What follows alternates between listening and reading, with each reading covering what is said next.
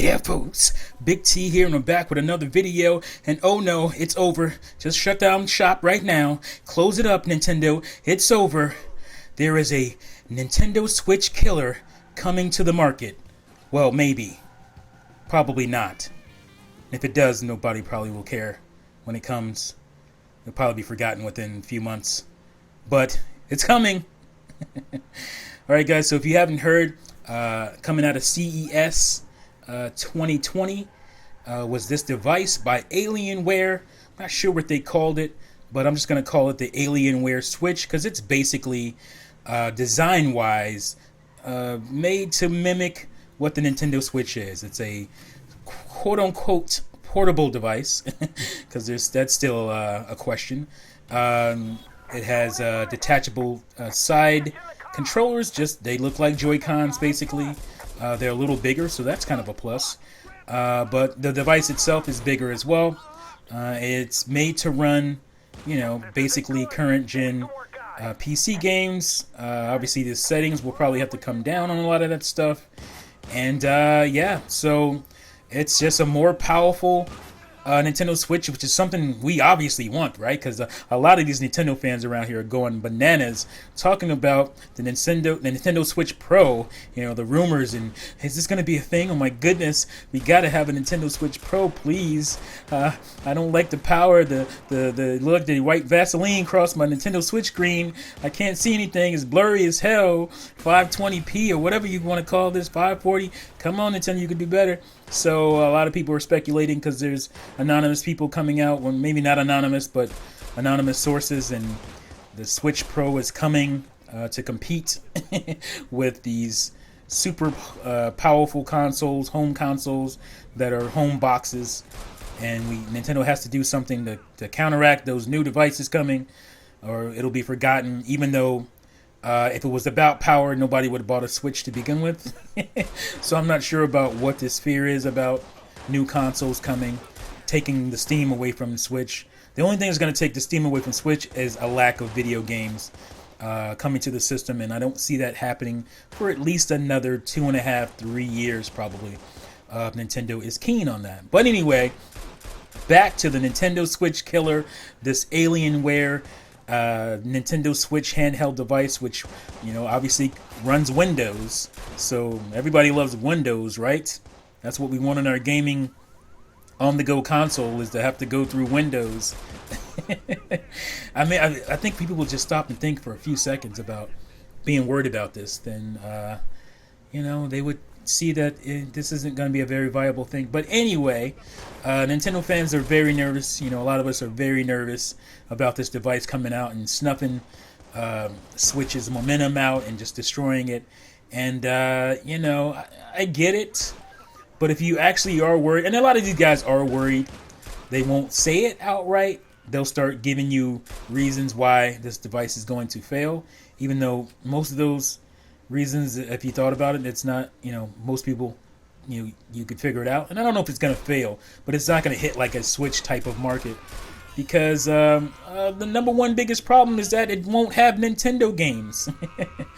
Yeah, you can emulate and all that good stuff. People do that, obviously. But even the people that emulate, I think deep down would like to have that device, to play the actual game on. And a lot of people emulate. I emulate. I don't even know why I emulate most of the time, because I would rather have the original hardware anyway. So I end up not even playing stuff that I have emulator capabilities with. But there's a lot of problems with this device. One, it's from Alienware, so it's going to be uber expensive. It's not going to hit 200 to 300 like you can get a Switch for, a Switch Lite. The battery life is going to be almost non-existent if you're going to be running these power-consuming games using that power-consuming Windows software platform, and the big screen with the HD and all that good stuff. I think it's 1080p if I'm not mistaken. And you're running, PC games, you're running Steam, you're running these PC games. How long do you think your battery is going to last? And if you look at the device itself, it has these big old fans on the back, and it gets loud after you've been playing a few minutes. because it kicks in because it gets hot. So it gets hot, it gets loud, it's expensive. It's definitely going to be expensive. I don't see how it's going to be anywhere near what the Switch is. On the low end, and this is probably being generous, it's going to be like a $600 device. And that's likely being generous. It'll probably be closer to $700 or $800, at least if it came out anytime soon. Now, if they waited a little bit, maybe they can get it under $5. I don't know, but that battery life is going to be a problem. And the biggest problem is, who wants this? Like, who would want a device such as this? To where you're breaking down your PC games. Now, obviously, you can do much more visually and world-wise than you can do on Switch. But if you're going to do that, wouldn't you rather just play on your PC? Like, why would you, would you have this device?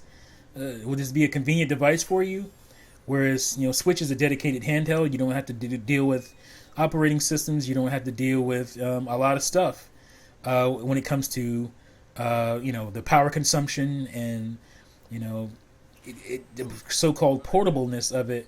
Now, it does a lot of things that are really good. Like I like the fact that the controllers are bigger. That's one of the issues with us bigger-handed people using Switch. If you're going to do split Joy-Con, which I do, you're going to have two little tiny controllers in your hand. Now, this is bigger. It's not like crazy bigger, but it definitely looks like it fits better in a bigger hand. The screen resolution is better. Obviously, the visuals are going to be better. It has a way better kickstand by far. And stuff like that. But one, it's not going to have Nintendo games. Two, it's going to have PC games, and most PC gamers I don't see buying an expensive device like this. They would probably rather just upgrade their hardware with that kind of money. It's not going to, hit a casual market at that price and design. So there's really not a whole lot to quote unquote worry about. I know this when stuff like this comes out, Nintendo fans get nervous when competition makes things like theirs, and a lot of us won't admit it. Even I, at sometimes, have gotten nervous when something comes out to challenge my favorite Nintendo device. If they come up with something cool like that.